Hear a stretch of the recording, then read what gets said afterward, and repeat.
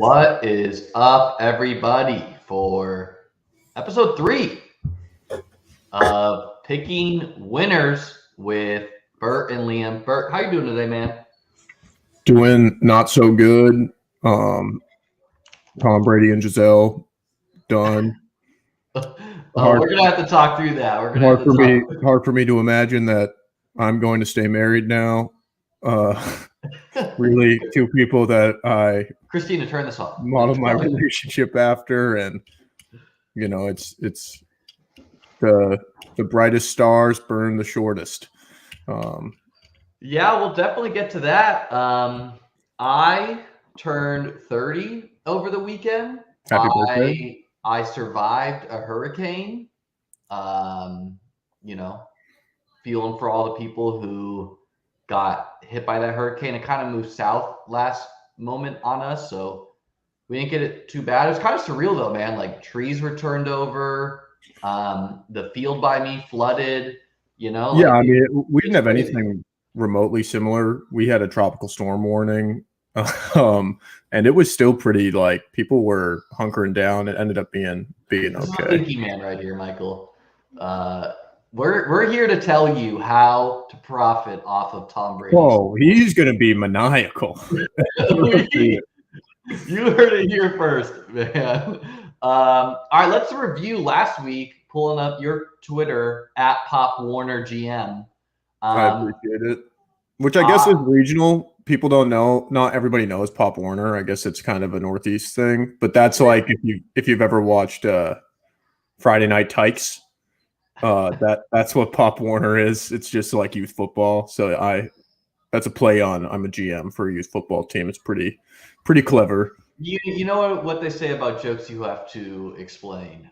Pretty fire. So last week, Bert pulled off a 8-week week.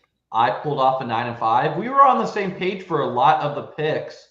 If you trailed me and you bet a meager $1 million a unit, you would be up $9 million right now. Not financial advice. If you trailed Bert, you'd be up $3 million. So on the picks that we were on unison for, looks like we missed 1, 2, 3, 4. And we hit 1, 2, 3, 4, 5, 6, 7. And, the morning games was looking kind of bad, man. We had a couple pushes, a couple misses. Then we got kind of hot. What was anywhere you want to jump here, Bert, for review? Yeah, I mean, what I'm realizing is I can really only pick the 1 o'clock slate. Like if I pick the 1 o'clock slate, I'm good to go. But like, the London game, that push was brutal. The Miami game, we said that those white uniforms were terrible to bet against. And as soon as and then Joe Burrow walks in with that suit, I was like, okay, this is not gonna be good. Then 1 o'clock games rolled around, we ripped a few off. So yeah, my take is, I mean, obviously we did this on a Tuesday because of the hurricane. Thanks for tuning in, Carlos.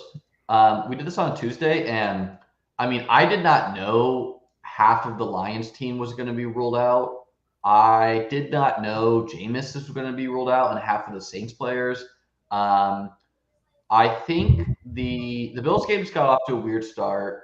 The Cleveland game, I'm kind of shocked by that one. The Rams game, like, I guess, like if I had known 95% of the public money was on the Rams, that's always like a flashing light to me, like avoid. Feel like I got lucky on some of these picks, but we're just picking winners, man. I feel good about the Dallas -3. That never made any sense. And guys, this is why if you're out there and you are betting sports, you do not want to bet Sunday morning, right? Like this Bills game, it moved to -3.5. So I actually booked that with a friend who's a Ravens fan, and I ended up losing that one because the Bills won by 3. So getting those early lines is important. Anything else you want to say, Bert, before we move into this juicy slate? Yeah, I mean, just a couple notes on the games that I thought were interesting in that 1 o'clock slate. DK Metcalf having to be carted off to go to the bathroom. It's awesome. And then Yeah, the Hershey squirts. We don't often see that. You don't often see that for the cart. yeah, and then the London games. I mean, it would be so cool to have a London game every week. I And think maybe, we have another one this week, yeah, right? we do. But they're, I mean, like if they move Jacksonville over to London and like it's just every other week they're over there. Um, it's just great to like wake up and have that kind of going in the background. And the games are always kind of a little weird too. Like that one had the double doink. New Orleans really got to feel like they left one on the table there, but Minnesota got a couple good calls their way. And then yeah, that Tua situation is brutal too. But Yeah, I mean, I feel like we felt real good about the New England +10, and that was never in doubt. Yeah, I mean that game was brutal to watch. I mean, it was great that like we covered and all that stuff, but like, yeah, from a fan perspective. And I mean, it was so what everybody's pointing at, I think, is the punt with 6 minutes left. That's the one that got like the cowardly punt index. It That is I cowardly, man. I had That's less the of an Belichick issue. way. I had less of an issue with that than I did. If you're going to play for overtime or maybe a late field goal, I can at least understand that. They had a great return after they forced the Packers, who got the ball first, and then instead of like airing it out, it's just 3 straight runs, or maybe there was like a little garbage, but they didn't air it out. And I don't know if there's something in there that they're like, oh, maybe we're gonna have to play with Zappy, and we don't just want to like. I think Zappy's better than Hoyer, man. Yeah, I mean, hard to say. He is. I saw a great take on Brian Hoyer, which is like Brian Hoyer got in, got a lead, got out. Because he got a 3-point lead, and he probably just bought himself like another 4 years on his contract. Hey man, backup quarterback, best job in the NFL. Well, it's just an all-time there were times where you're kind of like looking at it, and it's the next man up thing with the Patriots, where it's like, hey, we're gonna be like, it's not just gonna be let's peel over and die here. Let's actually try and get it done. And until the overtime period where they played so conservatively that they just gave the ball right back to Aaron Rodgers. You give him 2 shots in overtime, like you might as well. Yeah. I watched the Bills game, obviously. They just got off to such a slow start, had some fluky turnovers that they had to fight themselves out of.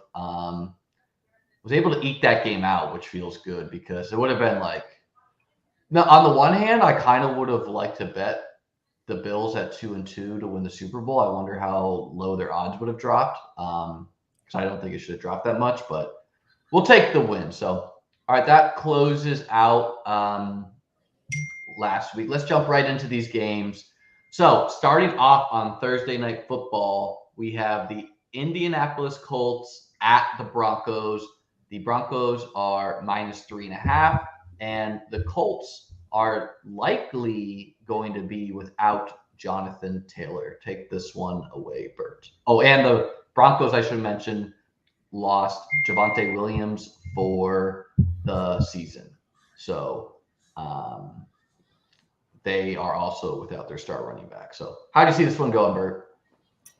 Yeah, I mean, is Denver – I think Indianapolis is more on – the precipice of being a middling team than Denver is, or Denver's more on the precipice of falling off a cliff than Indianapolis is continuing to be a middling team. I can't believe that they're, a stock this low and a team that did this much this offseason. So I think I like Indy here or +3.5.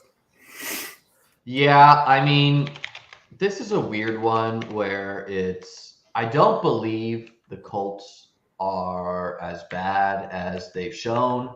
On the other hand, the Broncos, I think, is better than the public perception. I never love when a line is 3.5 and not 3, but I think I'm going to roll with Denver, where even though they just threw, I think, Randy Gregory on IR, one of their pass rushers, I still think this defense of the Broncos can give the Colts fits. And aging statue quarterbacks like Matt Ryan, like they can fall quickly from grace without the O line. So I'll take the other side of this one. Denver minus 3.5. I could see Denver just like blowing out the Colts potentially, even though I don't think the Colts. How confused have you been by the Darius Leonard name change to Shaq Leonard? And I think he's going to make his debut this week. I think or maybe he made it last week. Yeah, I think he played, because that's when I started seeing the stories on like, oh, he's Shaq Leonard now, which is there's been a lot of name changes in the NFL, man. Will Fuller. Yeah, it's funny for it to be like, it's not Ron Artest to Meta World Peace. It's like two just different first names. But I guess he's been Shaq his entire life, and he like was just trying to be like a hard worker and would never correct people. We see that a lot where it's like, seasons into it, a player sheepishly is like, oh yeah, that's not how you say my name. And everyone's like, well, that's just how we know you. So. Yeah, I think the Kelsey brothers did it too. Like they're like, we're actually the Kelses, which everybody's like, no, you're not. Yeah. All right. Well, the next game, the London game, is the New York Giants at the Green Bay Packers. Not really a home game for the Packers. Packers -8. The Giants are a team that is going to be without Daniel Jones. They're going to be without Tyrod Taylor. I believe they're going to start Davis Webb, who is fine. But, I mean, this Giants team is weird, man. They're like 3-1, I think, right? And they are not passing the ball at all. Daniel Jones ran 2 and on the ground. The Packers are not a team that is going to like run out there and pass the lights out on you. I do think Romeo Doubs is coming on. Alan Lazard is back and coming on. So, I mean, it's scary because the Giants could just like run Saquon like 50 times a game and just really try to slow this game down. And the Packers don't exactly want to play fast, but give me the Packers -8, man, against Davis, Webb, and the Giants. How do you see this one going, Bert? Yeah, I mean, it's to me, this is similar to the Bears game that they played, where I think they were like 10-point favorites, where they clearly are going to outclass them. I do like Dayball, but I think that Aaron Rodgers is a veteran going across the pond. Like him in this spot more than Davis Webb. So, I mean, that's probably the most obvious statement ever. I think they probably at least win by 10. They probably blow doors. So I like the Packers too. Yeah. All right, moving to another barn burner of a spread where we have the Kenny Pickett-led Pittsburgh Steelers with Mitch Trubisky finally getting benched against the Buffalo Bills, who will be without Jamison Crowder, broken ankle. Gabriel Davis has been very hobbled. Isaiah McKenzie is concussed. They should be getting back some defensive reinforcements in Ed Oliver, though. So, Bert, take this one away with the Pittsburgh Steelers with 14 points. Yeah, I mean, 14 is a lot. It's a shit, but also the first 2 games of the season, they outscored their opponents like, I don't know, what was the first? It was like 41-7, and the Rams game was a blowout also, and those are better teams than Pittsburgh.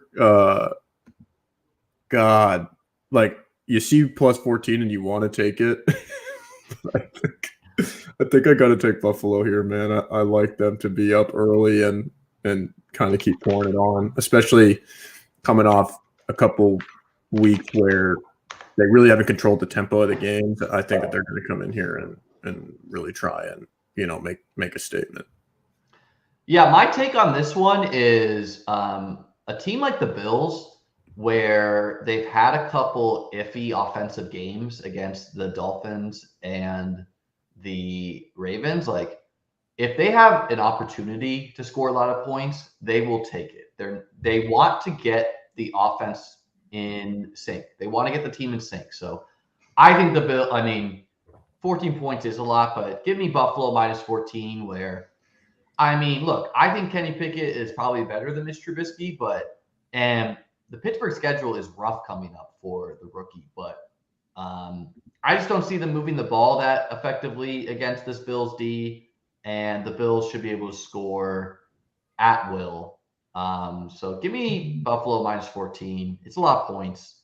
I typically stay away from these, like, if I have to choose one game, I usually stick away from this unless I have like a real good feel, but I like the Bills here. I mean, it's not an absurd, like, it's the best team in the league against. I mean, they might be the worst team in the league.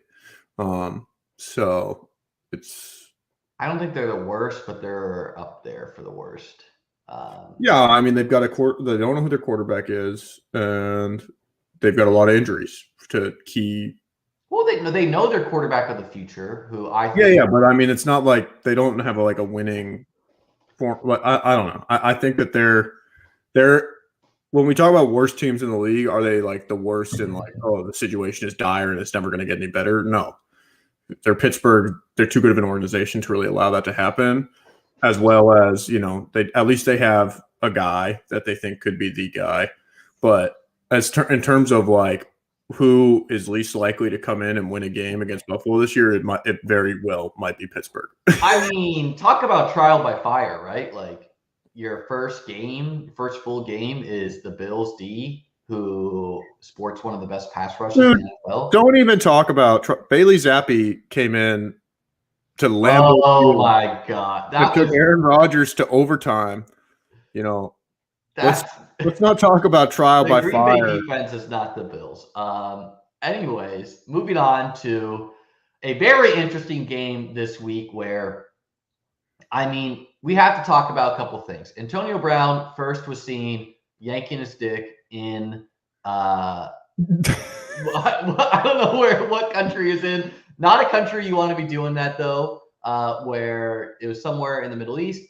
And then on Sunday morning or Saturday, he posts on his Instagram a picture of him hugging Giselle, who is Tom Brady's wife, which is totally unhinged.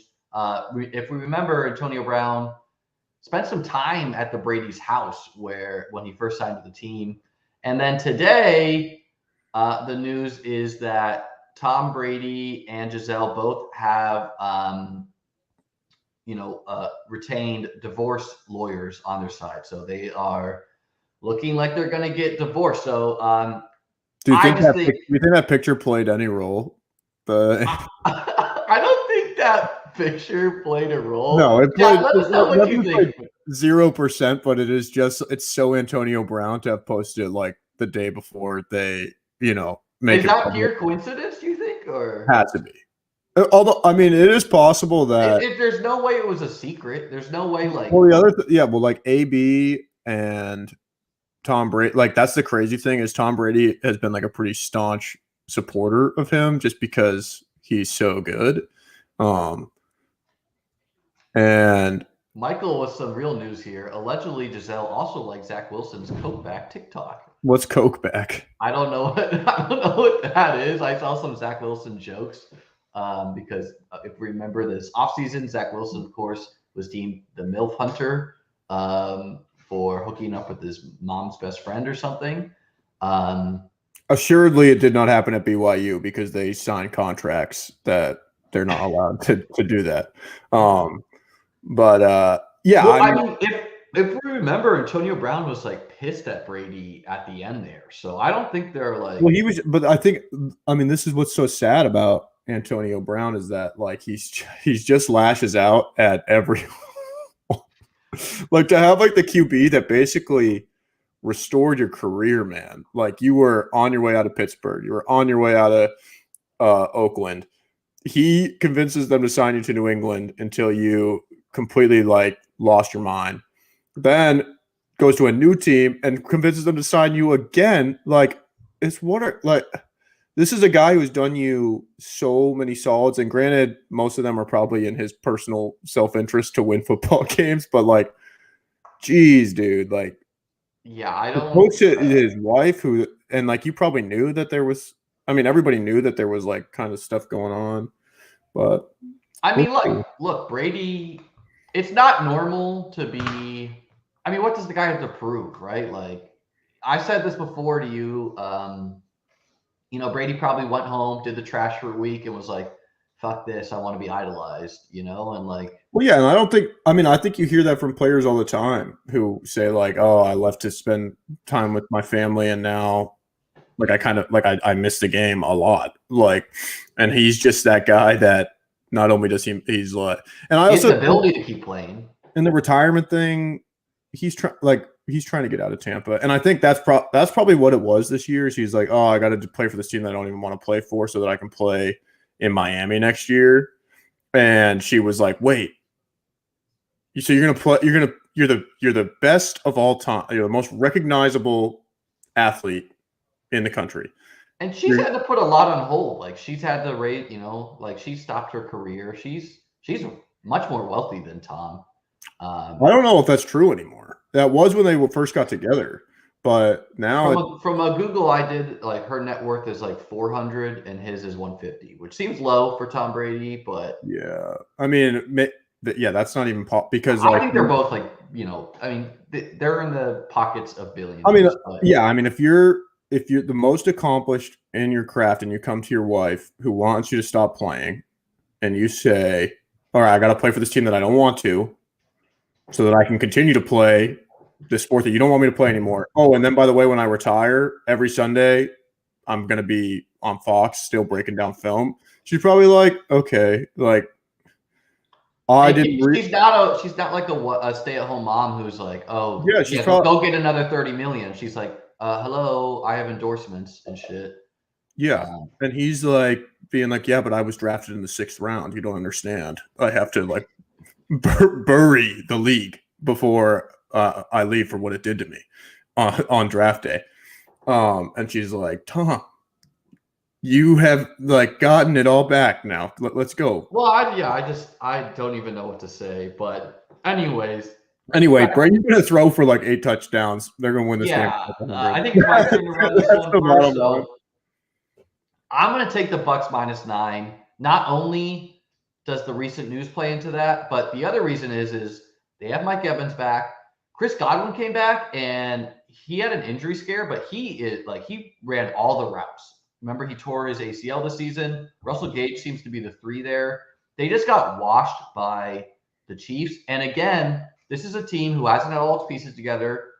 They are going to want to keep on playing their offense, and they're going to want to get right. And if we remember, the Bucks have played really tough defenses to start the year. So I think Brady's slow starts are due to playing the Cowboys, playing these good defenses, and he's going to get right against the Falcons. So give me Carlos is liking your toss. Thank you, Carlos. Let me put this in the file for you as well. Is it possible that Brady withheld this information until he got to a team like Atlanta that he's just going to tear up, knowing that like, oh, people will be like, "See, Brady maniacal." He knew he had a cake. Yeah, like if he's going up against Jalen Ramsey next week, is he releasing the divorce news? Maybe not. But here he's like right there. I come out here and break like the single game touchdown record, and people are going to be like, nothing stops this guy.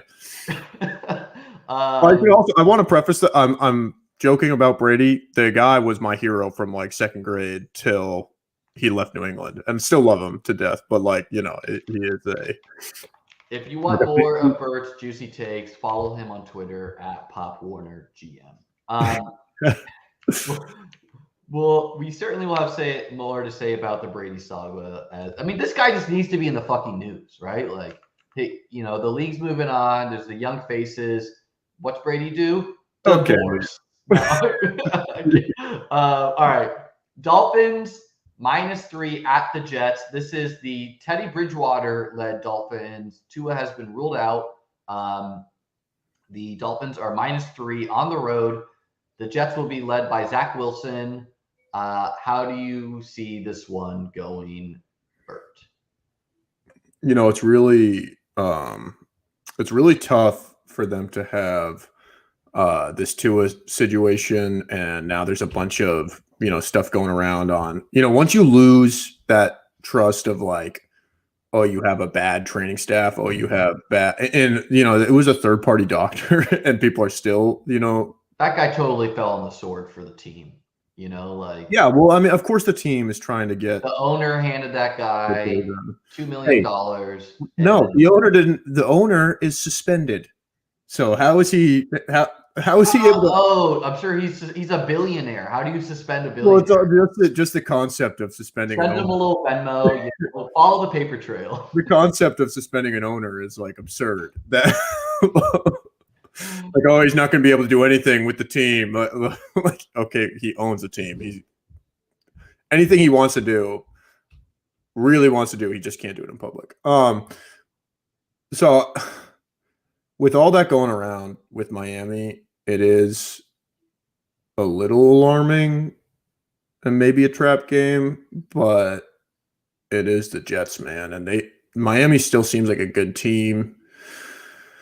I feel like I got to take them here, -3.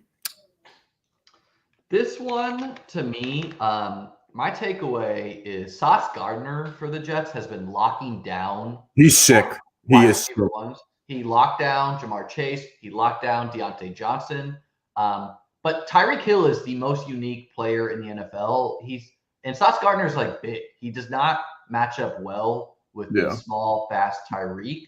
Well, they might take him on Waddle too, right? So I don't maybe, but like maybe that's the route. They double cover Tyreek and they throw Sauce on. Yeah, Waddle. I think that's probably more likely because they're going to want a guy to body Jalen Waddle. But I mean, we'll see what happens. Waddle's like not that big a guy either. But this Jets team, man, they have pieces. Like Breece Hall is finally becoming the guy there. The wide receivers look good. Zach Wilson showed a little bit. He's so bad, Bridgewater too. Like, yeah, I mean, it's so tough, dude. Like this game, this is also like a Teddy Bridgewater game where he comes in, keeps him afloat, and totally. That's like a backup contract for the rest of his life, like because of like a couple games here. And I mean, this Dolphins team, like I think this Dolphins team needed that rest from the Thursday night game, so I'm gonna roll with the Dolphins -3 too. Yeah. I just think their defense blitzes a lot. That could be a disaster for Zach Wilson. Like if the Jets are able to just run Breece Hall, good for them. But I'm just not sure they'll be able to do that. Yeah.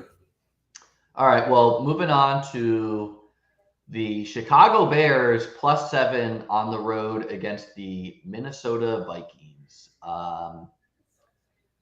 Man, I just do not want to bet with the Bears. This is a Bears team who is running like we've never seen a team in the modern NFL pass the ball less than they have. Justin Fields is under fire every snap.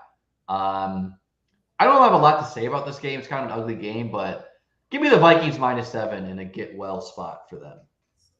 I mean, these are two teams that, it's only 4 games into the season, but you look at their records and you are shocked. So the Vikings, they lost on prime time to the Eagles, which is totally contributing to the fact that people don't think they're as good as they are.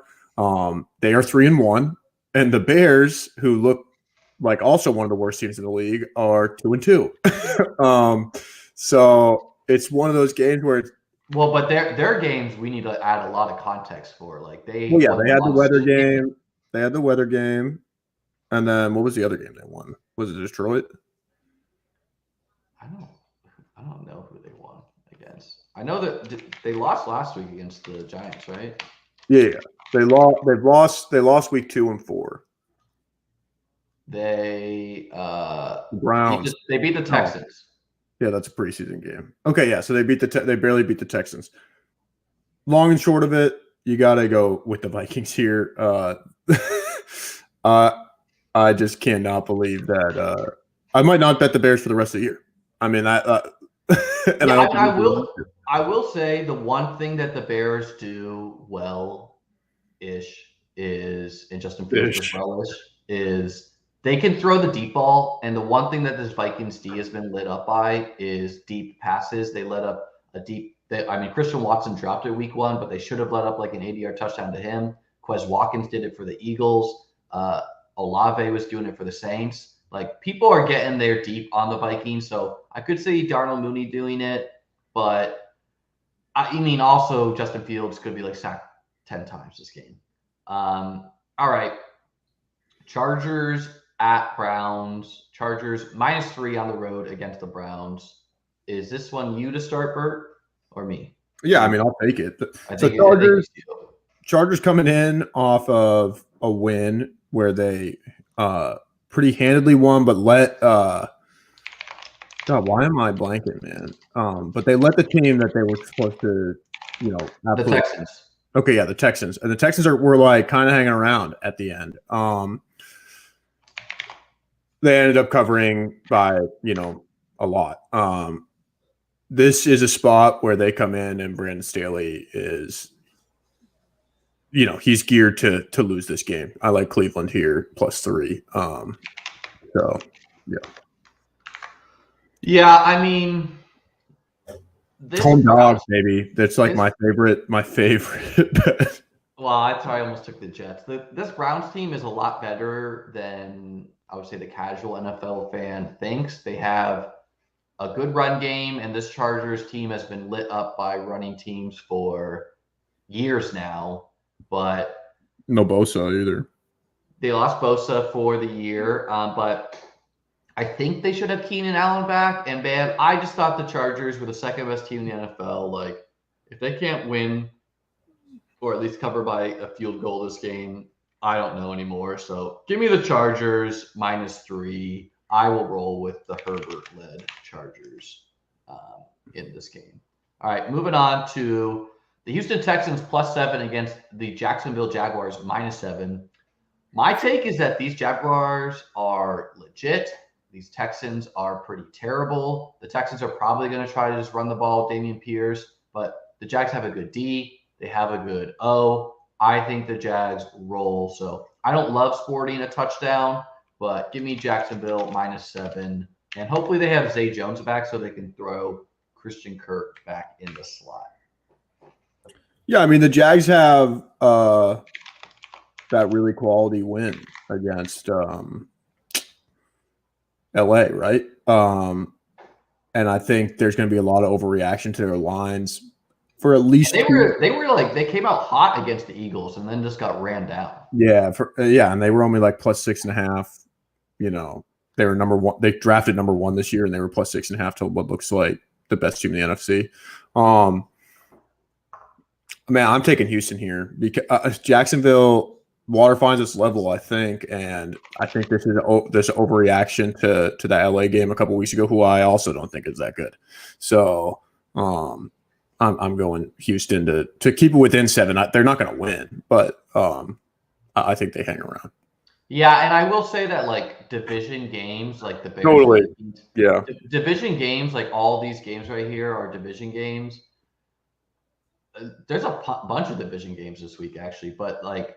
Especially the second time, it's usually lower scoring than people think. And usually, like, you just don't get blown out by a division opponent when you get to adjust. And you prepare for them more in the offseason because you know you have to play them. The Detroit Lions +3 against the Bailey Zappi-led Patriots. Bert, take this one away.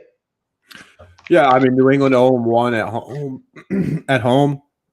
I like them to get their first win here. The Lions are one of those teams that's kind of falls apart at the end. At least they still have that thing, and I think they at least push here. So I like New England -3.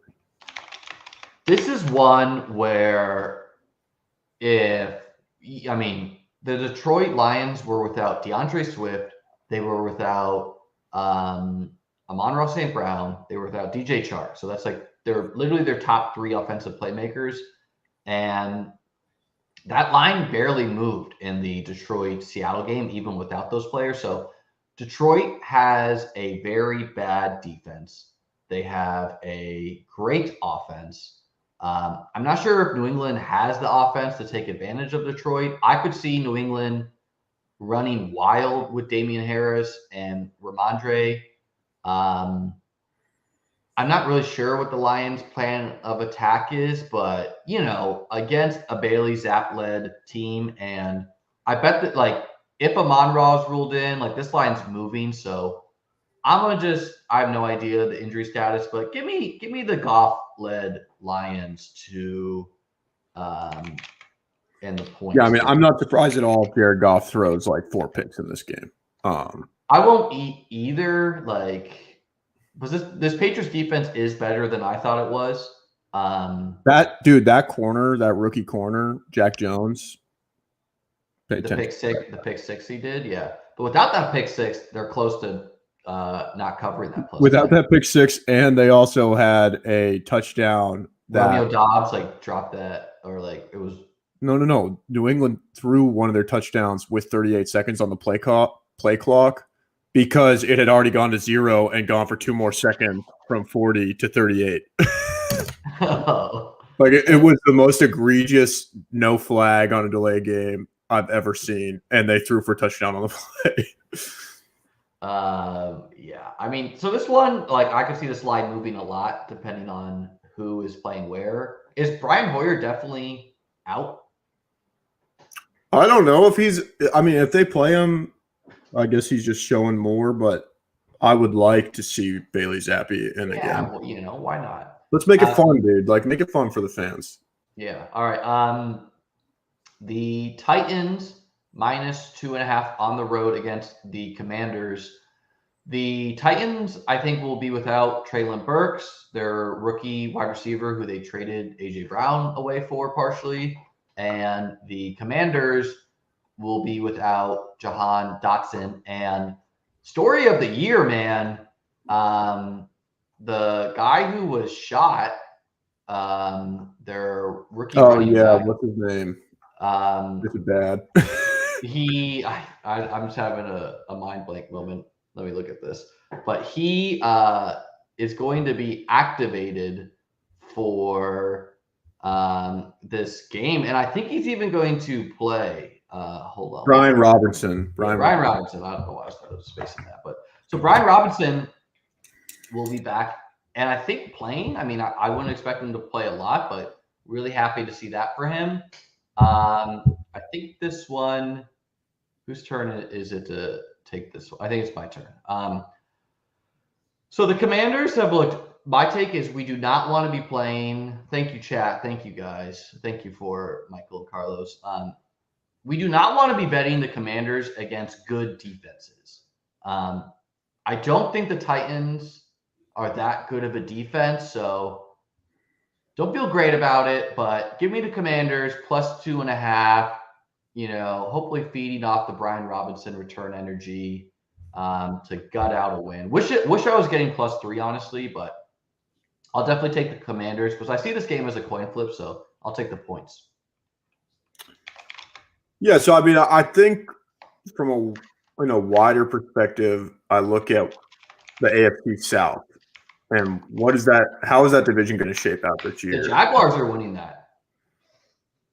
Well, maybe, but it feels like it's going to be one of those divisions that a team that is 9-8 comes out and really just wins the games that they were expected to. And the most experienced team with a small amount of wins ends up in the playoffs. And I think that is Tennessee. And I think this is a game that is a gimme game for them. And so I'm taking them here -2.5.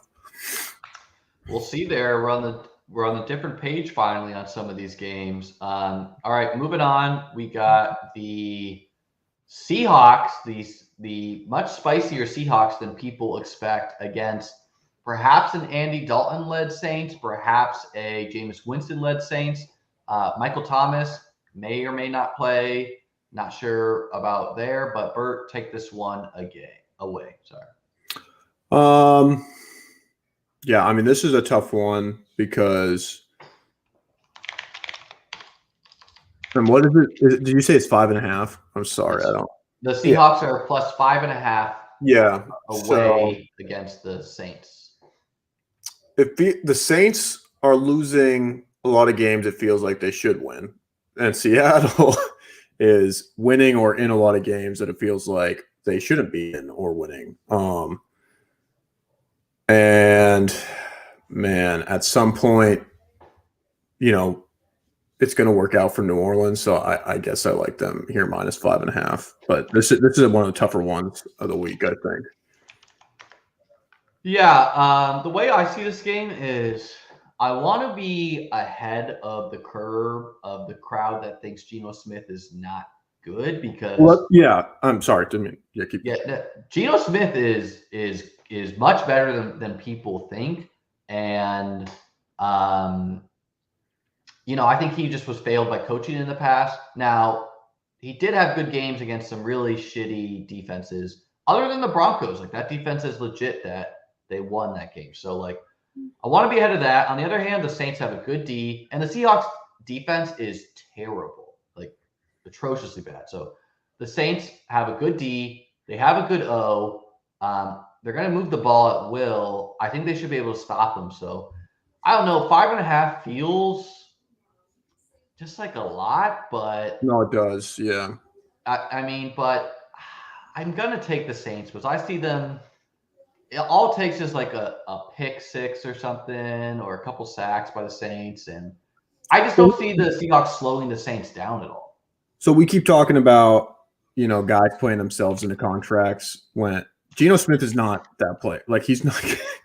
There's going to be a point this year where it's unequivocally obvious that he does not belong on an NFL roster. And he's just kind of in this like Ryan Fitzpatrick, I think. You think Geno Smith doesn't belong on an NFL No, maybe roster? not doesn't belong, but like the fact that he's an actual starter, like we're not talking about a guy got hurt and he came in or, like he was plan A for them. Well, I guess plan A would have been Russell, but they couldn't get Geno Smith against the Lions, 322-0, 76% completion percentage. Against the Falcons, 72.7% completion percentage, 325-2-1. Against the Niners, not so great, 197. That's what I was going to say. Like the corners that he's playing and like the pass rush. The Broncos. Did you watch that London game where he was just like those New Orleans? That New Orleans pass rush just gets after the Their safety is legit. Yeah, like this feels more like the 49ers game as far as like the defense they're facing than I think they take care of business, man. I mean, the Falcons, but I would say Geno definitely belonged. Like, yes, okay, yeah, that's hyperbole, but okay. But he's not this guy that like he's not this Randall Cunningham like running around just slinging the ball like he has been. I think against. And by the way, Geno Smith did not. It wasn't coaches that failed him. He had like a defensive lineman shatter his jaw. Yeah, that way he was probably too cocky. Like he got. Well, I mean, or just the guy was an asshole. But like it wasn't like the Jets have the NFL, man. The Jets have a lot of bad coaches, but like you can't put that one on them. Like the QB got in a fight with another player. Well, I think it's very common where players are good and they just don't have the right coaching system around them to like take advantage of what they do well. Yeah. And I mean, it's possible that the coaches create an environment where where D lineman punches their quarterback. Yeah. But anyways, I think the Seahawks are a good team to bet when they're facing bad defenses, but this is not one of those weeks. So, so wait, who'd you take the Saints as well? I took the Saints minus the points too. I think the Saints are a playoff team, so I'm sticking with that call. 49ers minus 6.5 on the road against the Panthers. I think this is mine to take first, right? Yeah. This 49ers D, man, is scary good. This Panthers team is, I think they are like Panthers without CMC, worst team in the league. Their defense is good, but they Baker Mayfield, dude, he does not belong on an NFL team right now. They finally talk, and they I can confidently say they have the worst coaches. Do you think Pete Carroll ever wishes that he had Baker Mayfield over Geno Smith? I bet you if you the darkest corners of his mind, he's like, I could do better with Baker. I could fix him. The Panthers, man, like, I don't know. They're just not a team that moves the ball that well. I just don't think this is enough points. I don't understand why this is -6.5. I know they're on the road. I know it's East Coast. I don't care about any of that. I'm taking the 49ers -6.5. I don't see really how the Panthers keep this close. Man, the 49ers are a very confusing team. They go in like every other week. It seems like they play every other week. They go into Denver, can't get it figured out there. They play LA, defending Super Bowl champs, and they've got their number. And like 80% of Jimmy G's passing yards are like Deebo Samuel taking screens to the house. Like I know. And like that play that Deebo did, we have to talk about because Jimmy, if he throws that ball accurately, probably gets picked, but he like threw it high. No, yeah, that was a crazy play. As the Deebo like runs up, and he's just so fucking thick, dude. Like you can't. Yeah, that's what I sent in the chat. It's just like it doesn't even look like he's moving that fast, but it's just like corners are just designed to, because he basically, I mean, he gets to the next level just by avoiding having to like hit a hole. And so like he's usually on corners and safeties, and he just has like that kind of like thick running back physique that like just gets him through all. I mean, he's a freak, man. But yeah, I mean, it's just San Fran is getting what they deserve for hiding that playbook from Jimmy G this year.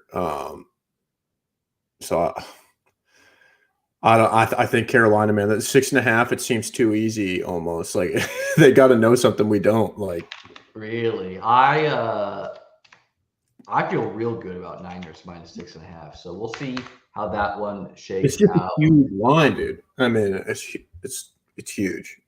It's huge, but like it's not if like the drives go like this.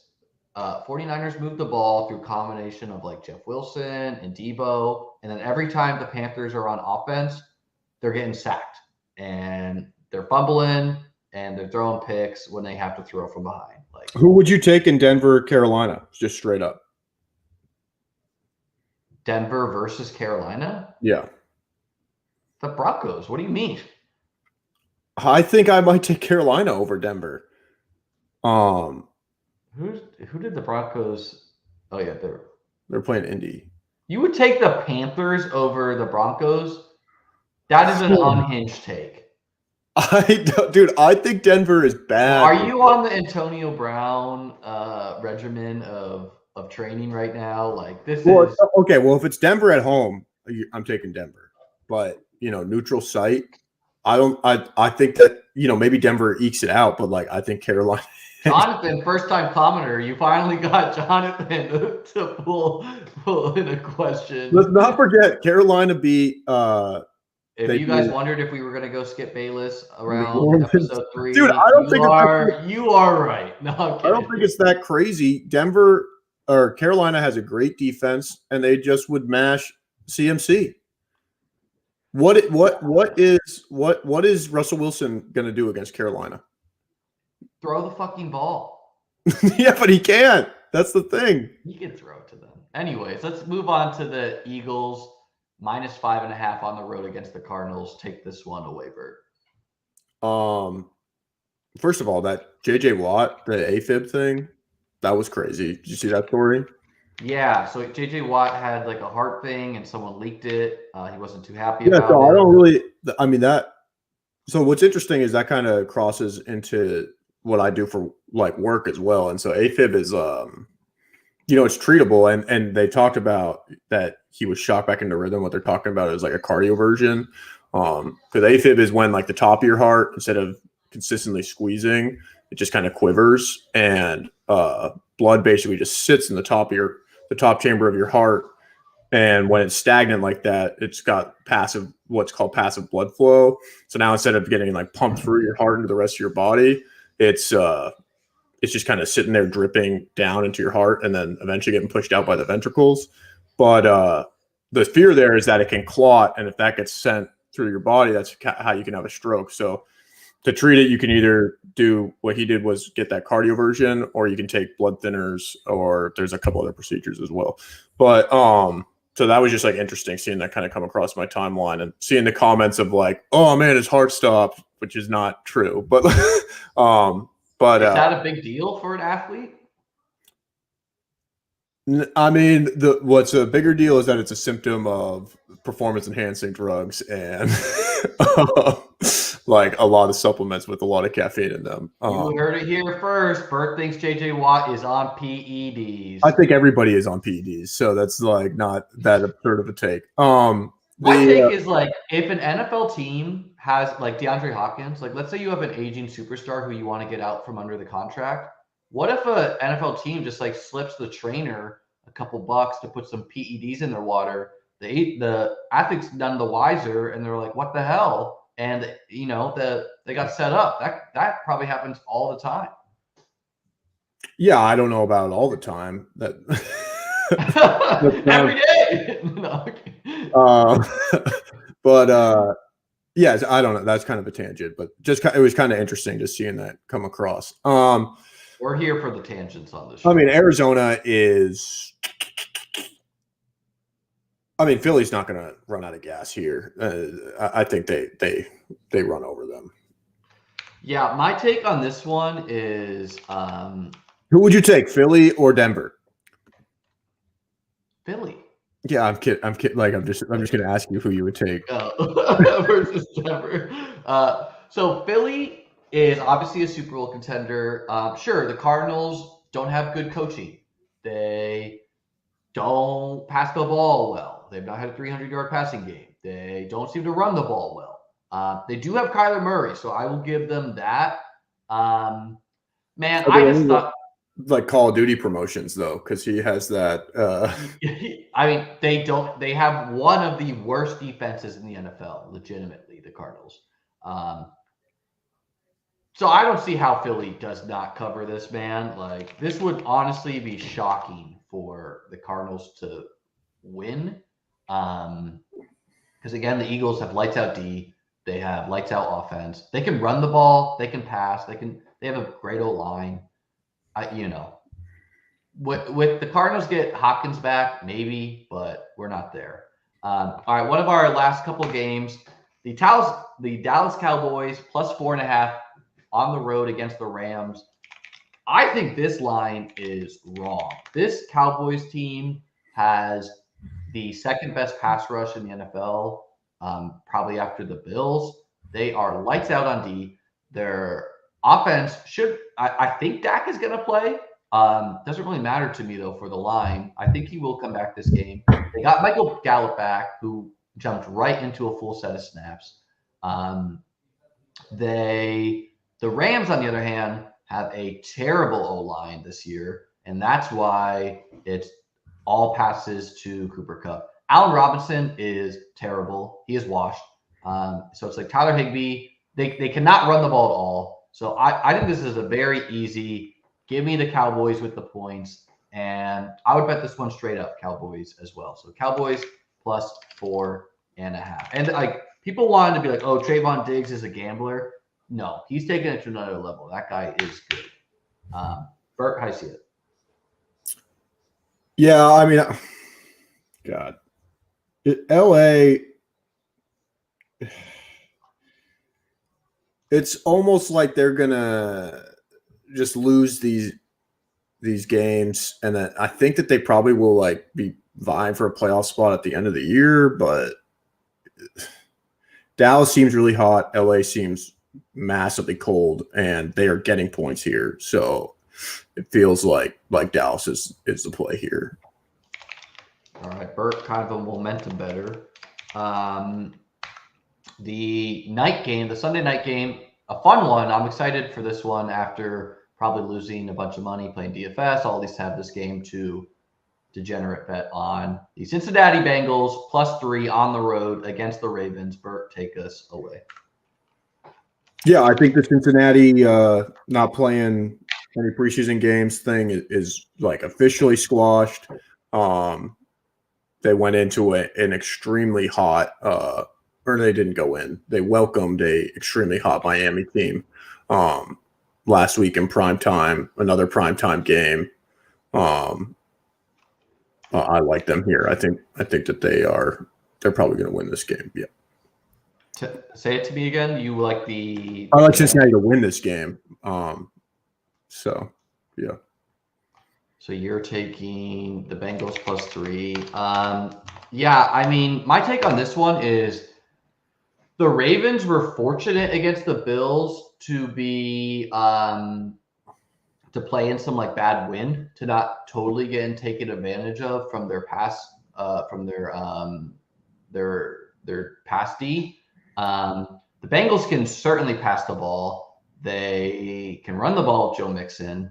So I don't know, man. Like Lamar and Mark Andrews are like, it's going to be a shootout. I don't feel great about either side here, but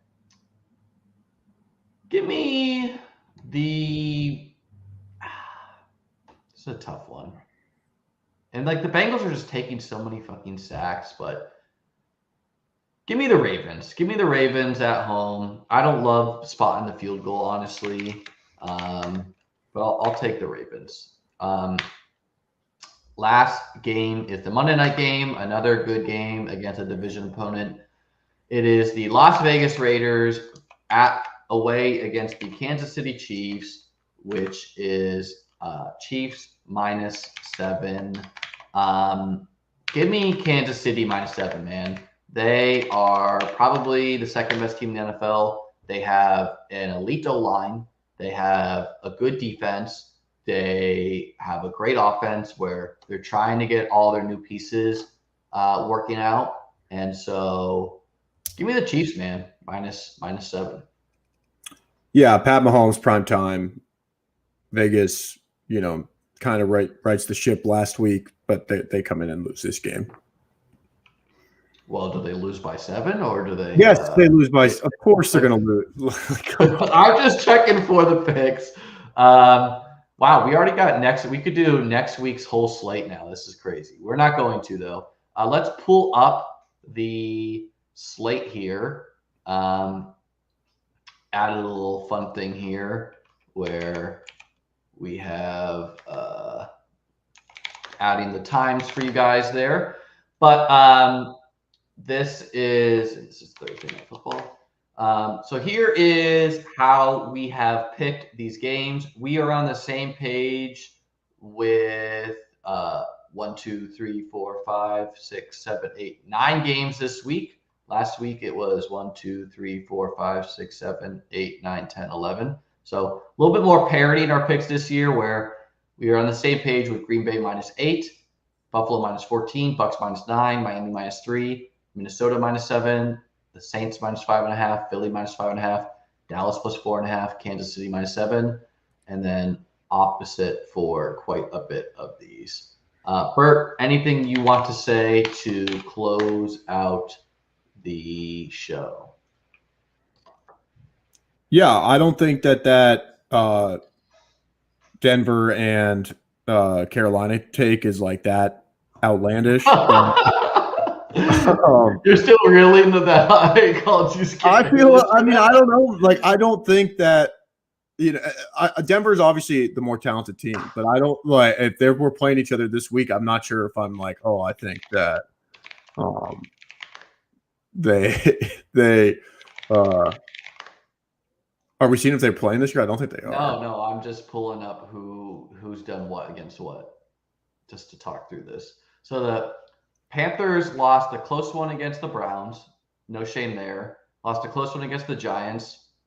Kind of shameful. Beat the Saints. Good for them.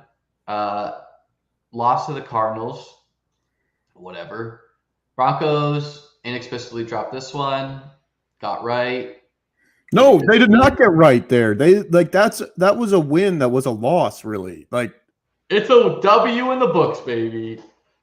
And then got boat raced against the Raiders. But this game, like, I feel like there were some fluky scores late or something. Look, their highest scoring game is 23 points by a wide margin. Yeah, I mean, this is the real, like. So they don't score. They don't score, and they allow or not allow, but like the Carolina is built to have a low amount of possessions. So I think that it would be pretty interesting. I don't think that they're that much better than Carolina. All right, guys. Well, I'll say a couple things. One is probably my favorite bet of the week is Dallas plus 4.5, and Philly minus 5.5. Yeah, the Dallas one. Drop in the comments whose side you're on this week, Bert or Liam. I'm plus 9 units, Bert's plus 3. You know, don't let that waver in your thinking. Just stating facts here. Guys, like this stream. Drop a comment as soon as it ends. Subscribe to the channel. You're welcome, Carlos. We're here for all of it. I'm definitely not educating in medicine. That's for doctors to do, and it was interesting to see that come across. Jonathan's on my way with the Baltimore pick. As far as content that I'm going to be doing this week, I did my DFS review earlier today because I am going to a wedding this weekend, and so is Bert, right?